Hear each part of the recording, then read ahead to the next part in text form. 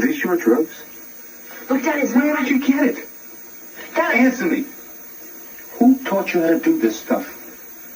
you, all right? I learned it by watching you. Parents who use... I came into contact with somebody from one of the big four, ended up becoming kind of a mentor to me. He's now a member of our club. Man, when I first saw my first Hell's Angel standing there, I was like, that's what I want to be, man. If you're running a three-piece, just like you know, it is truly an outlaw standard. Doesn't make you a one percenter, but it makes you an outlaw. This is what I believe in, you know, and it was awesome to see that my brothers believed in me. It's the wolf leading the sheep, man. You know, the sheep need to open their eyes because they're about to walk off the cliff where a whole other pack of wolves are at the bottom. If you were getting your lunch money taken before you put them rags on, if they catch you by yourself, they're going to take your lunch money again. I try to be around the guys and hang out with them as much as possible and get to know them, because that's really what it's about. The Hells Angels are being arraigned. One man was stabbed in the chest, another was knocked out, who faced criminal charges, including charges of hate crimes as well as gang allegations. One defendant faces an attempted murder charge, so this certainly appears to be a widespread investigation.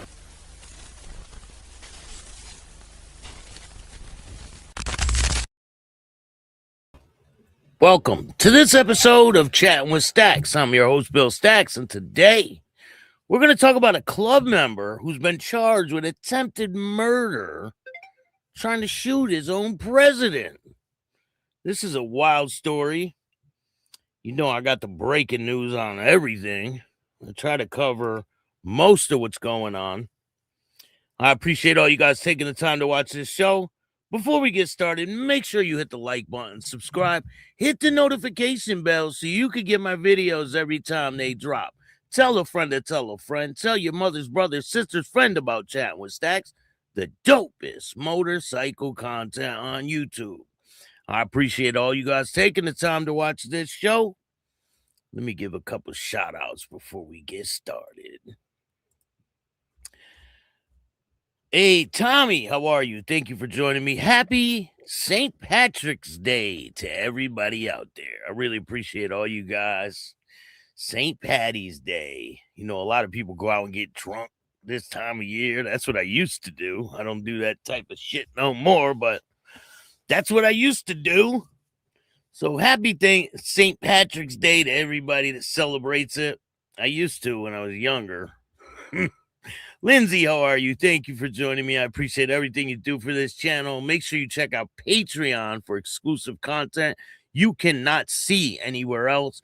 I'm going to be making some new videos for Patreon. I'm really going to start putting a lot more work into it. I've been so damn busy editing this documentary. It's insane. It takes a lot of time.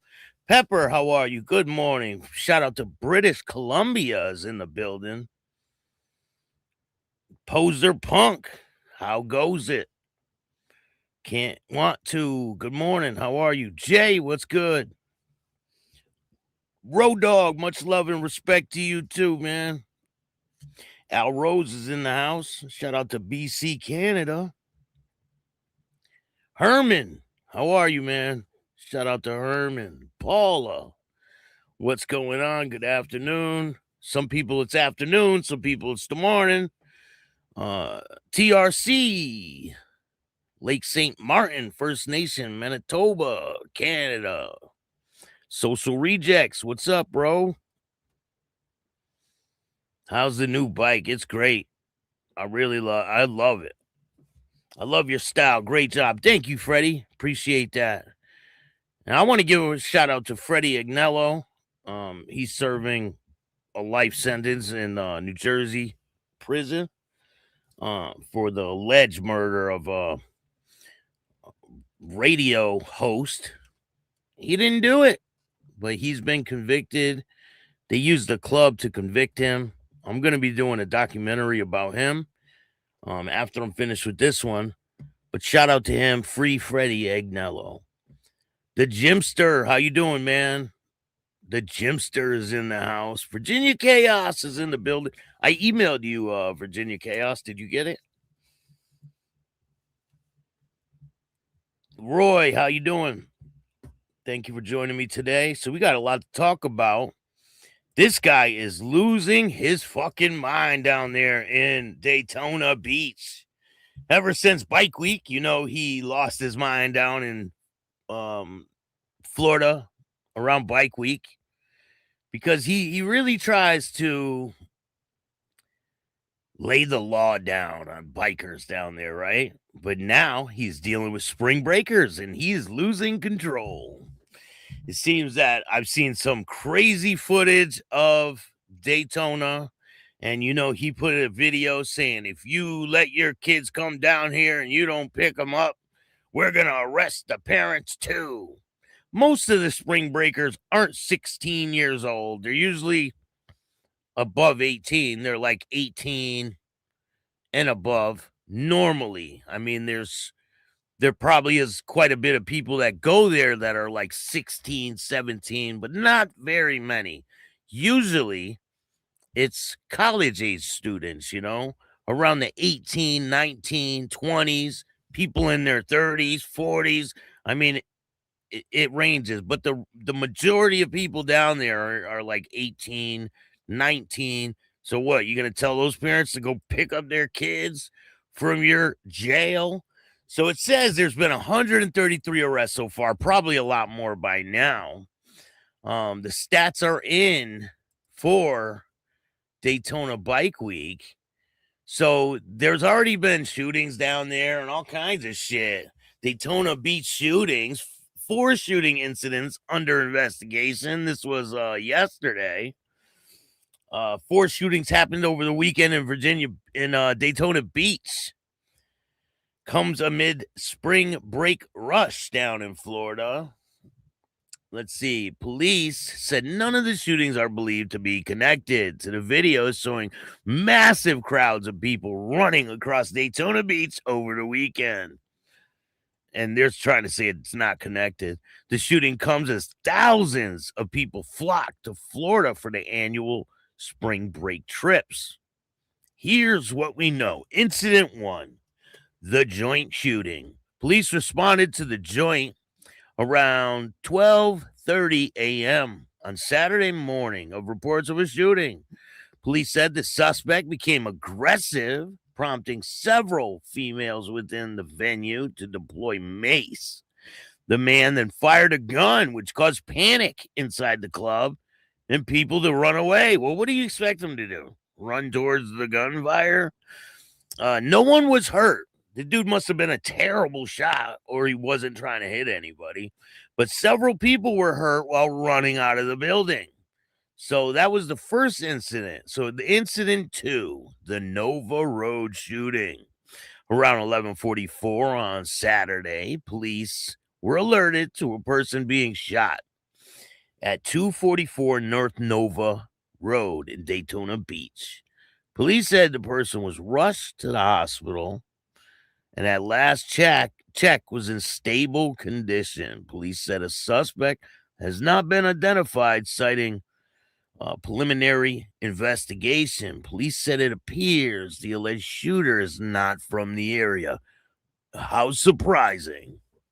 The person shot was also not from the area. I'm not surprised at that either. So I'm going to show you the video of the massive crowds running in a minute. So incident number 3, Kensington Avenue and Flickers Avenue. On Saturday night, officers responded to Kensington Avenue and Flickers Avenue to reports that someone had been shot. Police said the victim was found with 2 gunshot wounds and was taken to the hospital. Police said it appears there was an argument between 2 people which ended in a shooting. Officers are working to identify and find the alleged suspect. Incident number 4, South Atlantic Avenue. On Saturday night around 11:15, officers responded to 2 South Atlantic Avenue for reports of a large fight and weapons complaint, police said. According to the investigation, police said that there was a large multi-person fight in front of the Cruisin' Cafe. During the fight, someone pulled out a gun and began shooting. 1 person was shot. She was taken to the hospital, police said. Police are still looking to identify and find the suspect. I mean, there's a lot of cameras down there too. So people crushed water bottles to make them sound like gunshots in Daytona Beach, police said. So they filled them up with air, put them on the ground, and stomped them, and made it sound like gunfire, and it's driving Chitwood insane. Daytona Beach Police and Volusia Sheriff Mike Chitwood said there is no shooting on Daytona Beach over the weekend, prompting mass crowds of people to begin running. But he said there was no shooting. There was 0 gunshots on the beach because they were doing the crushing the water bottles to make it sound like a gunshot to stampede the crowd, he said. He said, I was out there, said the chief of the Daytona Beach Police Department. I was out there. We were in the middle of it. People might not want to hear this, but everybody came into contact with the police. And everybody that came into contact with the police were polite people. So 133 people have been arrested. Sheriff Chitwood said the total of 133 people have been arrested at the Daytona Beach and New Smyrna Beach over the weekend. He said 84 people were arrested at Daytona Beach and 49 were arrested at New Smyrna Beach. Daytona Beach police do not believe that there's ongoing threat to the community. Here's what they are saying. At this time, Daytona Beach Police Department will not release any additional information or conducting any interviews, spokesperson said. Authorities do not believe that there's an ongoing threat to the community. Investigators are aware of several videos circulating on social media related to the incidents occurred over the weekend. Detectives are actively reviewing those videos as part of their ongoing investigation and encouraging anyone with information to come forward.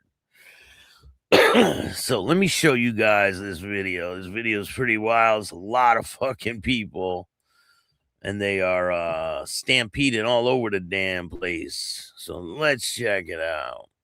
Hit that like button. 4 shootings is a lot, right? Kind of a lot. Is it playing? No. What the hell? Hold on a second. Let me try to get this going. It brought me over to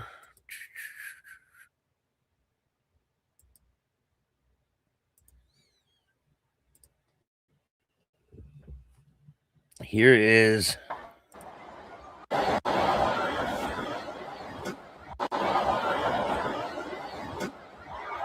it is water bottles, they're saying. Nothing but water bottles. You see this boy like that, bro? What the you running from, bro? Like, oh my God. They're like, what you running from, bruh?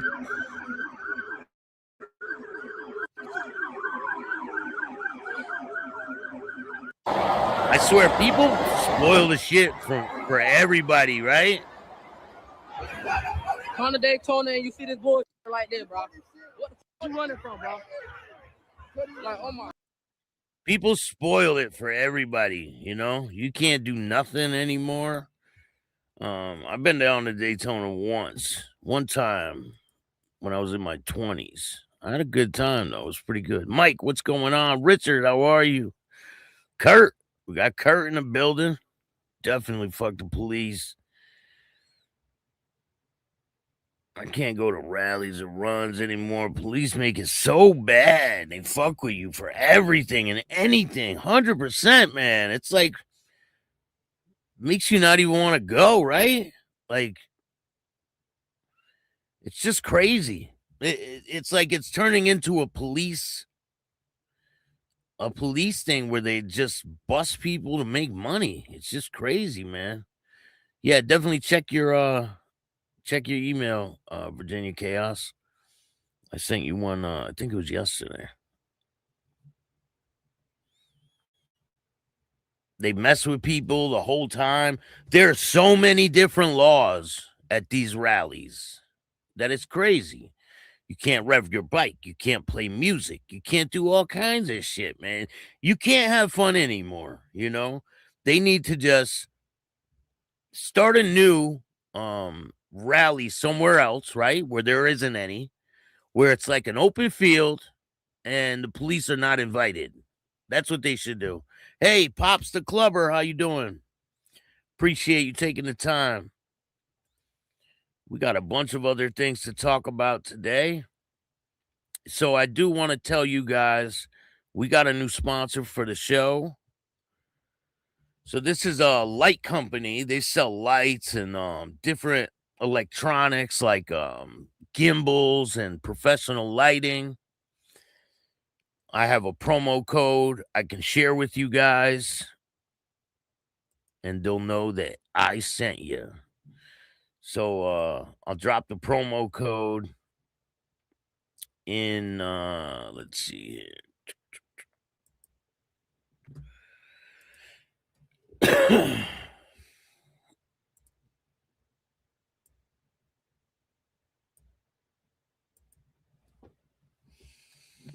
Here is the promo code in the chat. I'll put it in the description of this video. And if you're into that type of thing, like lighting, I believe they got lighting, gimbals, all kinds of stuff. So check out the promo code. So we're going to go over to Australia today, and we're going to talk about a situation where a bikie, right? A bikie over there is a biker that's in a club over here. That's what they call them, bikies. So there was a notorious bikie that was unalived. And the year after his passing, somebody desecrated his grave. And they are talking about it. So I got a video to play you guys. Let me see here.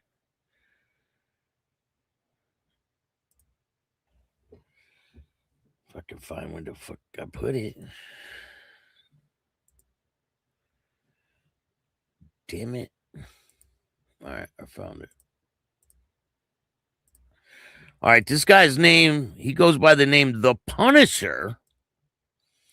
So he passed away. He was publicly executed over a year ago, right? He's an underworld figure. His name's Sam the Punisher Alderam. Probably butchering his name. He's from Melbourne. He's one of the most feared criminals in Melbourne. So let me see. I get some more information on this guy. So apparently he was ambushed. He was they were trying to get him for a while, right?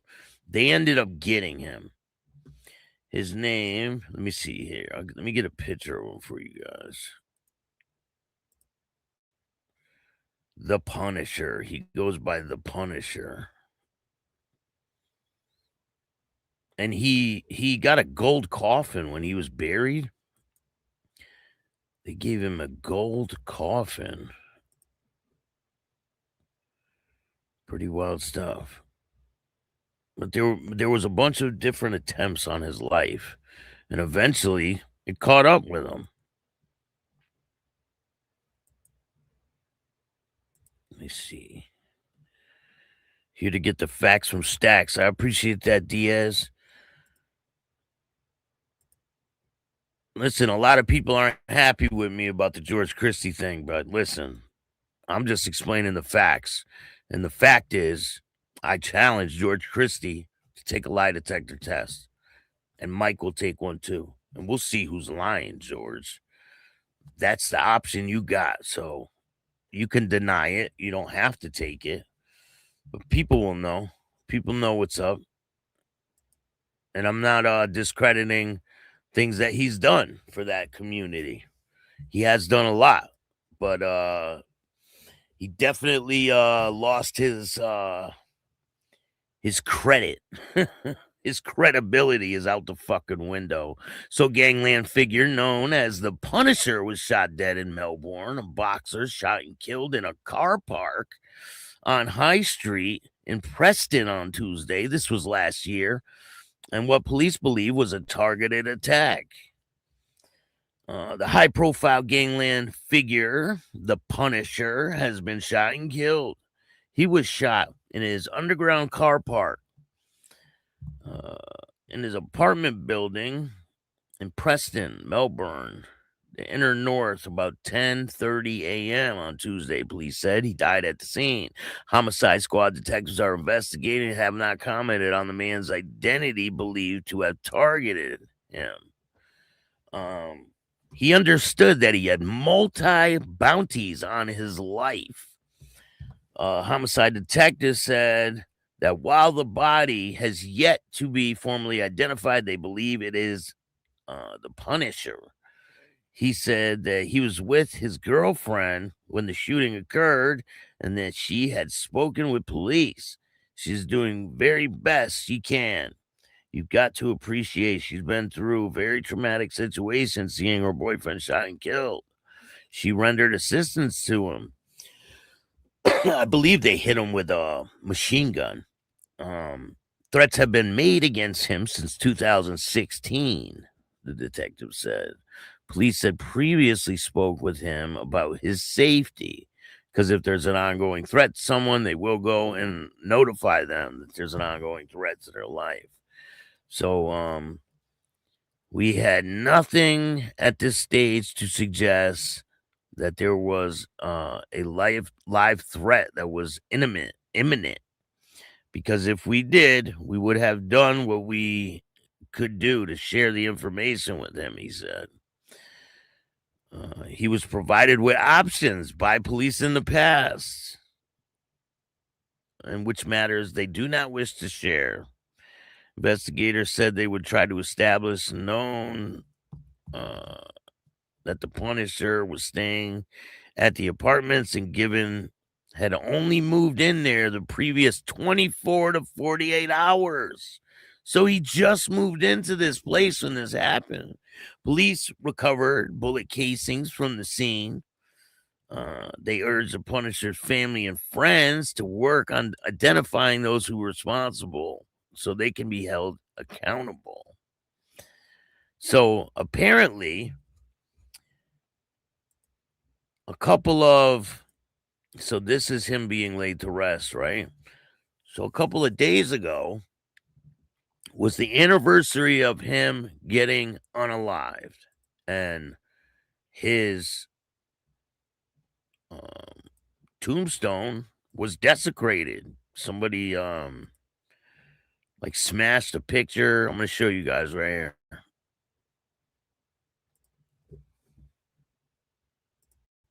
The grave of slain underworld figure Sam the Punisher Abdul Rahim has been desecrated just after the 1-year anniversary of his public execution. Gangland experts fear it could spark retaliation attacks between some of Melbourne's most feared criminals. He lived looking over his shoulder. Now, even after his death, Sam the Punisher Abdul Rahim is a target. There's always been quite a number of tentacles involved. Vandals desecrated the slain crime boss's grave overnight, sneaking into Faulkner Cemetery and slashing his picture. Today, his tombstone was wrapped in plastic, but the attack has uncovered new fears. Tensions in the underworld are escalating. Bit early to tell at this stage. I would expect a lot more significant damage. We had the Maruggi case with the body being removed. It comes 1 year after the gangland figure was gunned down in a Preston car park. That's crazy. So they're saying that there was another figure where they removed the body. I mean, that's insane. To go that far, that after death, they're still attacking this guy. That's crazy. That's like what they did to Frank Costello when they blew up his tomb, right? After he passed away. They think it was Vito Genovese, that he's so angry with Costello that he had his grave blown up. But I hear that that's not true, that these guys blew his grave up because they thought there was gold bars hidden in there. But who knows? And some insiders believe the timing is significant. In recent weeks, Abdul Rahim's longtime rival, Kazem Kaz Hamad, has been arrested in Iraq. Revelations just last night, the tobacco kingpin's right-hand man, Ahmed Al-Hanza, has also been locked up. Police are investigating the vandalism, with organised crime and drug cartel The Commission topping a long list of suspects. But the force is refusing to comment on whether it will take any extra measures to calm rising tensions. Abdul Rahim's assassins are still at large. Not solving it for 12 months is significant. The trail does go cold. Christy Mayer, 7 News. So the people that did that weren't even caught. But we all know that Australia, Melbourne, Australia, there's a whole different ball game over there. They have the anti-crime laws and all that. STMC, how you doing? Thank you for joining me. Appreciate you. Yeah, I don't care what people say, Mike. You expose the truth on them. Well, there was someone that did it before me, and this has been out there for years. It's not like it's something new, but the thing is that the person who was affected by this situation came forward. That's why it's exclusive information. The person that was one of the people on the front lines of this whole situation who felt the effects of George talking to the police, but everyone has an excuse. They say, oh, George had to talk to the police. He was a president. He always was in contact. Listen, man, he talked to the police with information he was not supposed to talk about. And they say that he sold a stolen bike. And that's not the case. There was no stolen bike. That's what the police said to get George to talk.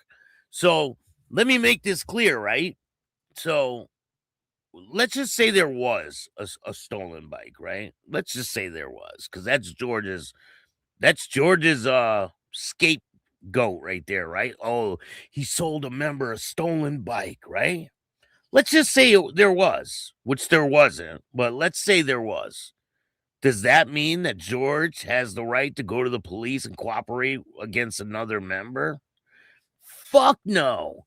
And George is so full of shit. They stole bikes in the past. He's so full of shit. He tries to make himself squeaky clean. Like he did everything right. He's so full of shit. So why is George so angry then? He calls me a clickbait clown, right? Why are you so mad, George? What's the reason you're so angry for? I really would like to know. Because we can straighten all this out with a lie detector test. I mean, it's pretty simple. You just tell your truth, George. I mean, people hear those tapes and they say, that's not George. What? It's 100% George. He didn't know he was being recorded. He even told on the Mongols. He's like, oh, yeah, what's his name? The boss of the Mongols. And gave his name. Like, come on, man. Cindy, how are you? Good afternoon. Love your content. Thank you.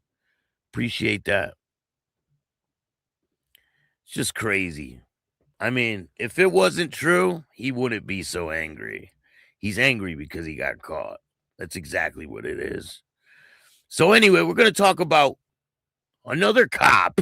Speaking of cops, we're going to talk about another cop that just got busted. Because, you know, the police have the biggest gang out there. Ex-cop convicted of DUI crash that killed 2 people, and he gets 32 years in prison. Joshua Roloff, the one-time cop who fled to Colombia after the killing of 2 people in a drunk driving crash in Courtney Campbell Causeway, was sentenced on Monday to 32 years in prison. The Hillsborough Circuit judge rejected a lifetime penalty prosecutors had sought. They wanted life in prison, but nevertheless condemned the former Polk County Sheriff deputy what acknowledged would be a hard punishment. Shit, that's a very harsh punishment for an ex-cop to be in prison for that long. He said, I am well aware that prison for you will not be something that is that easy to serve, the judge said. You will spend the majority of the rest of your life in prison as a former law enforcement officer. You know what they do to cops, right?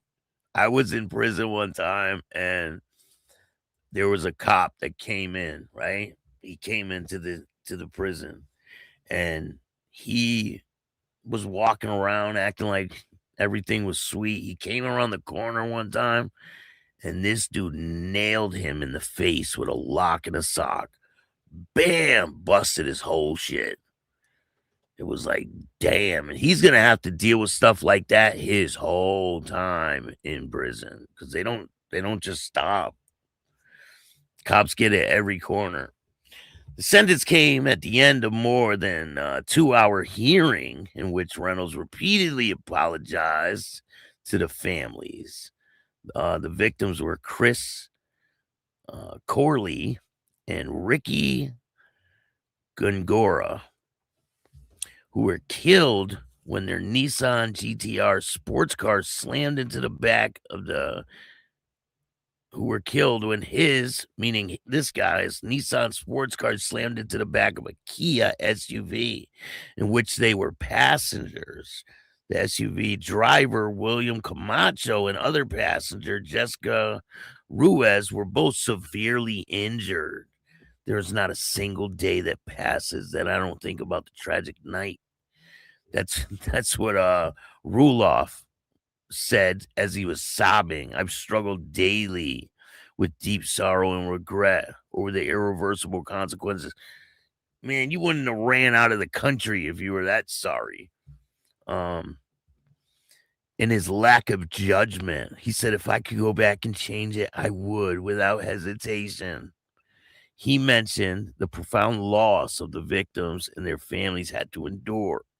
But he also spoke on his own family. His wife will struggle to support their children without him.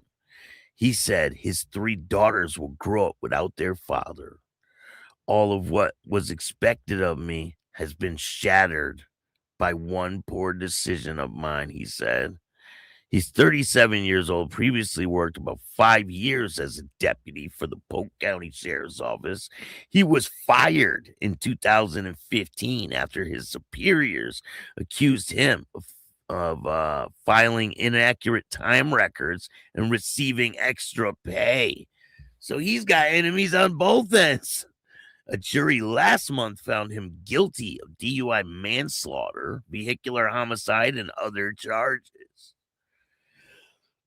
Key evidence came from a camera, an onboard camera police seized from Roloff's car. The footage captured every minute of his drive before the crash, including stops at bars in downtown St. Petersburg and a trip to drop off a friend who was heard asking Roloff if he's okay. Roloff mentioned driving with the windows down and taking back roads before he then departed.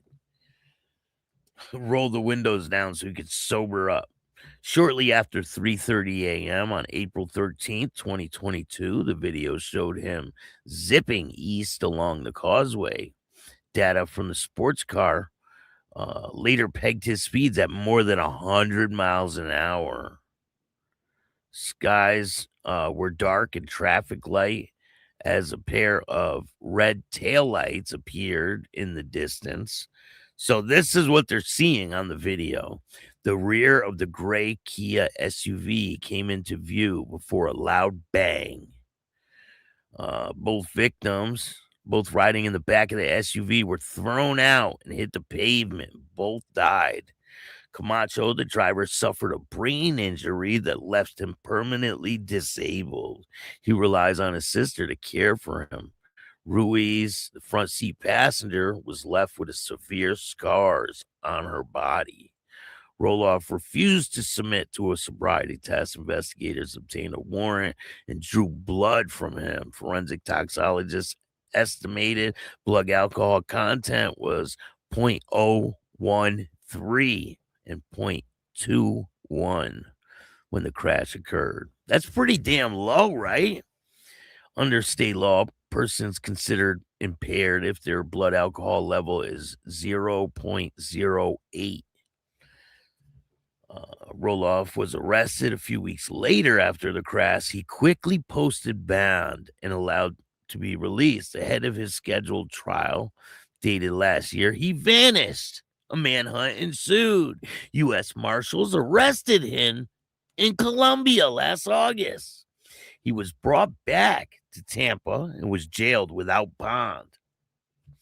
In his trial last month, Roloff took the witness stand and admitted drinking hours before the crash. But he wasn't drunk, he said. He remembered being tired, having been up since 6 a.m. He mentioned dozing off behind the wheel.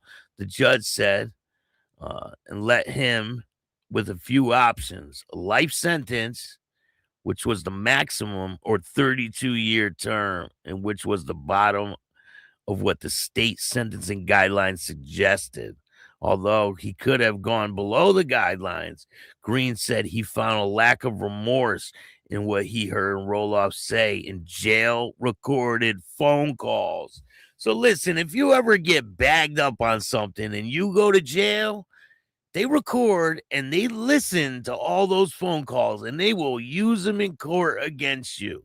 So don't think you're going to call home and be like, yeah, yo, you see that shit I did? And then you're going to go to court and be like, oh, officer, please don't give me that much time. I didn't mean it. Because they listen to them calls and they will fucking play them for you.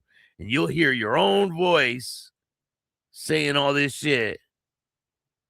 And it's you burying yourself. I mean, you'll be scooping the dirt out of the grave. It seems to be his attitude was he was above the law, state's attorney said. Assistant public defender. He had a public defender. He said Roloff fled because he was scared. Although his actions were devastating, she said, they were not so severe to merit harsh penalty under Florida law. He should not get the same sentence as someone convicted of first-degree murder. He made a horrible decision that night, but he in no way intended to kill somebody. The judge noted that Roloff will be in his mid-60s when he leaves prison. If and when you get out, you will be a very old man, the judge said. I sincerely hope you get out as a very old man and you never put yourself in a situation like this again. Sucks for him. His whole life is over with. What do you guys think? I want to know what you think of that. So I was watching this video, right, of this woman where this woman gets arrested. And I'm not sure exactly where this happened, but this woman gets arrested. They handcuff her like normal, right? They put her in the car. They drive her to the police department. And the cop gets out of the car. He takes his gun off and puts it in back of the SUV. And then he closes the back of the SUV. He goes around to the car door, to the SUV's back door. He opens the SUV, right, to let her out. And she's like hunched over the back seat. She's reaching to get his gun. She ends up getting it. She slipped her cuffs, right? She was able to take one of them off. She ends up getting his gun and she holds the whole police department hostage for like 5 hours.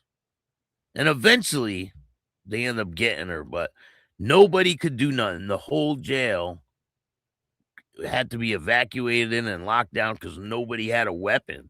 I guess their protocol was to put the weapon in the back of the car. But this chick had a weapon and nobody else had them. So It was crazy. Insane. Craig, how you doing? Doug, what's good? Thank you guys for joining me today. CT Illy is in the building. Thank you guys, man. Appreciate you. Hit that like button. Jason, how are you? Club members have questioned and wondered. So listen, this next story we're going to talk about. Cindy, how are you? The next story we're going to talk about, Darren, what's up? Is about crazy. This motorcycle club member is charged with attempted murder for trying to kill. He shot his president. It doesn't say what club this is, but this happened in South Carolina. Let's see here.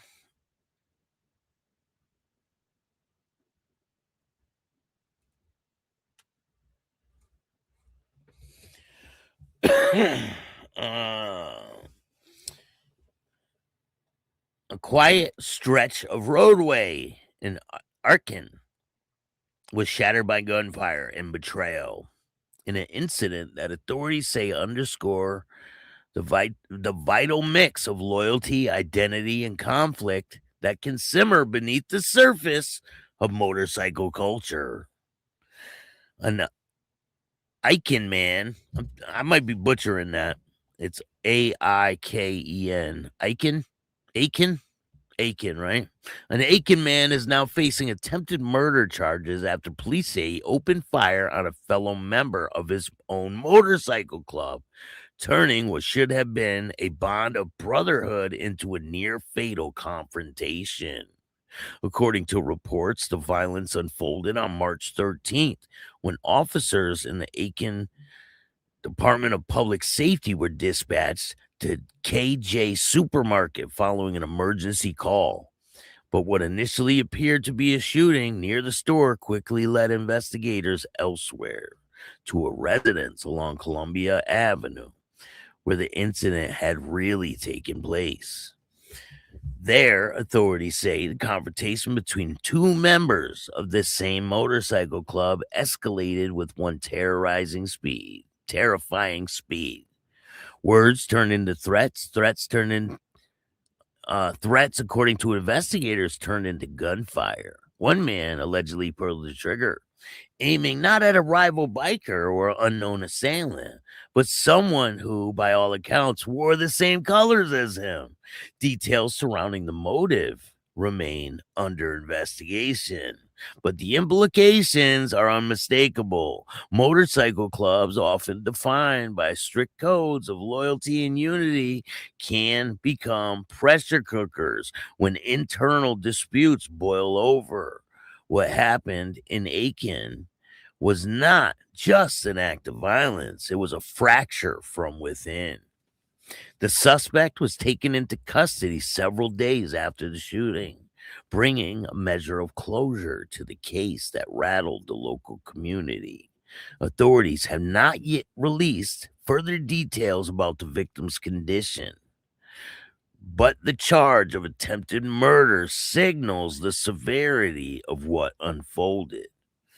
For residents of Aiken, the incident serves as a stark reminder that danger does not always come from outside. Sometimes it emerges from within circles that are supposed to be bound by trust.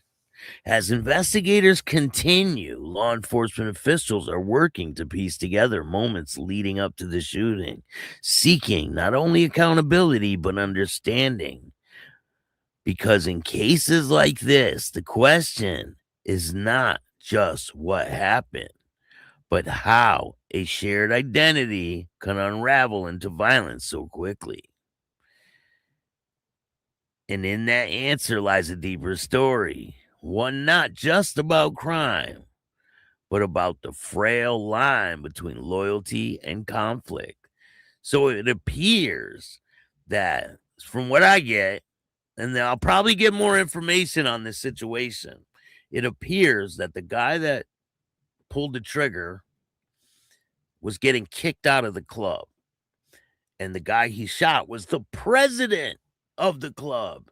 And this guy was kicking him out of the club. And he said, oh, hell no. So, that's how it unfolded.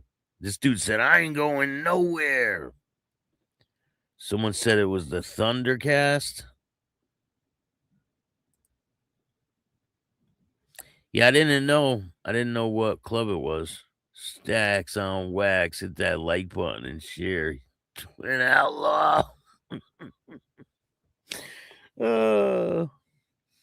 Someone said it was the Thundercast that I talked to.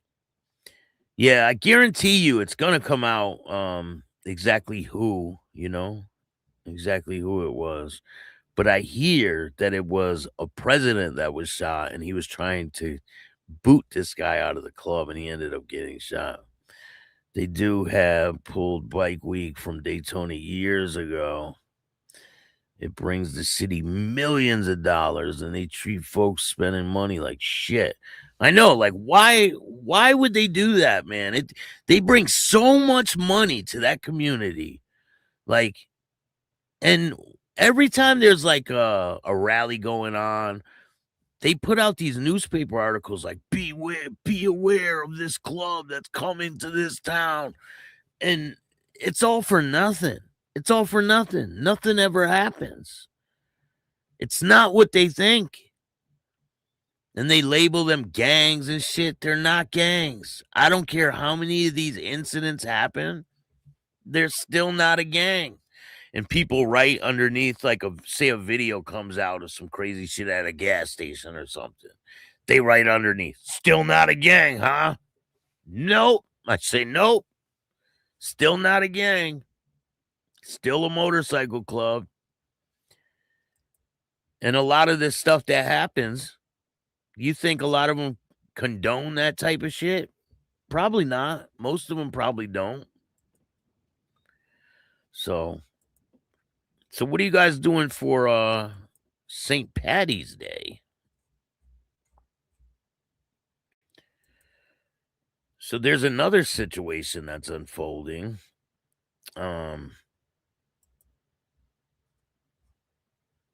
see here.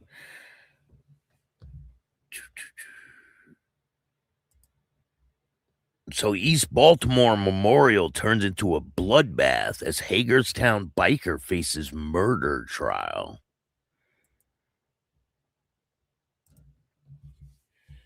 A Hagerstown man is now on trial in Baltimore Circuit Court after a mass shooting shattered a motorcycle club memorial in East Baltimore on August 18, 2024. What began as a neighborhood gathering at the 1300 block of North Spring Street ended with one man dead and 7 others wounded. The prosecutors say surveillance video and ballistics will be key to sorting out who fired which shots. Prosecutors lay out allegations at the hearing. Prosecutors told the court that this week that Eric Keebler is charged with first-degree murder, attempted murder, handgun use, counts tied to the shooting, according to the news reports. The state says multiple firearms were fired that night and contend that at least 14 guns were involved. Damn. The court also put on the record a previously offered plea that would have imposed a life in prison with all but 50 years suspended, a deal Keebler rejected. Prosecutors say a mix of video angles and forensic matches will be central to providing who pulled the trigger. Police account and local reporting on the scene. According to the Baltimore Police Department, officers responded to North Spring Street. They found multiple gunshot victims and ultimately identified 8 people who had been shot, including a man who later died at Johns Hopkins Hospital. Local reporting said they described surveillance footage that appeared to capture several shooters and noted that investigators collected dozens of shell casings at the scene. Neighbors and activists later held visuals and ceremonial cleansings for the slain man. Identified earlier coverage as 36-year-old Anthony Chris Martin. The defense frames the shooting as self-defense.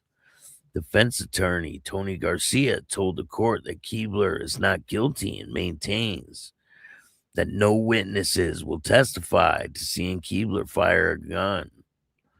Garcia argues Keebler repeatedly tried to break up an argument and only fired after someone shot him. So he admitted to firing a gun. So what are you talking about?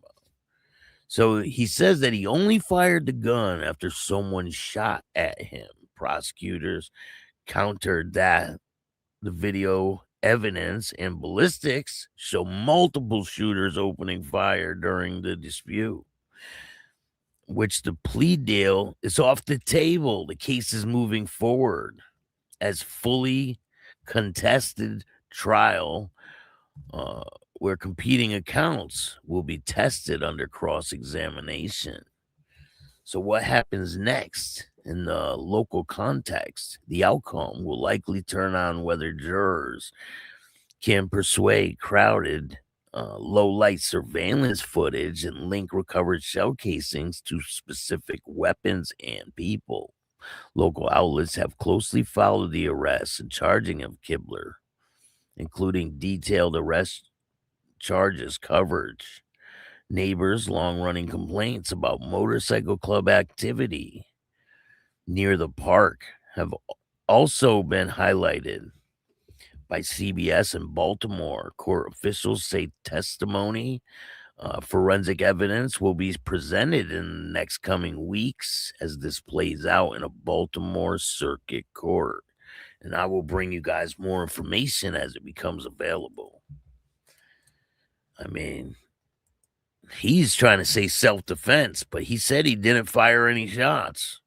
But it said right there he did. So I don't know if you have a defense if you're admitting to doing it, right? Hit that like button for the dopest motorcycle content anywhere. Thank you, man. And remember, don't be a bitch. So I will have the new merch very soon. It's been so damn busy. I got to get up on that, though. I definitely will get up on that.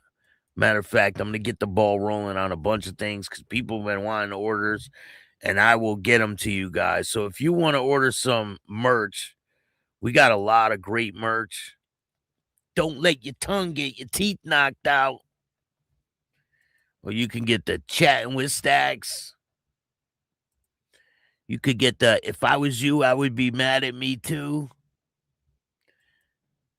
You could get the And Remember, Don't Be a Bitch. Or you could get the Start Your Own Fucking Podcast. We got a lot of content. Go check out Patreon for exclusive content. And then if you guys didn't know, my certificate is in the mail. And you guys will see when I get the trophy and the certificate, you guys will be the first to know. Oh, yeah, I got a Hall of Fame ring coming too. So stay tuned to award-winning podcast, Chattin with Staxx. Thank you guys all for joining me. I really appreciate you. I got something that's going to blow your mind coming soon. Ain't that right, Jimster? Stay tuned. If you like this show, hit the like button, subscribe, hit the notification bell so you can get my videos every time they drop. Tell a friend to tell a friend. Tell your mother's brother's sister's friend about Chattin with Staxx, the dopest motorcycle content anywhere. I appreciate all you guys. And remember, don't be a bitch. And all new at 5, a major organized crime bust. 23 people under arrest now accused of stealing guns and cash. Today, police revealed 4 organized crime groups are wreaking havoc. From aggravated robbery to kidnapping, burglary, and more. Let's take a look at this. New pictures from court documents in this case. These are a few of the people who have been charged. And investigators say the money, tens of thousands of dollars, is all stolen.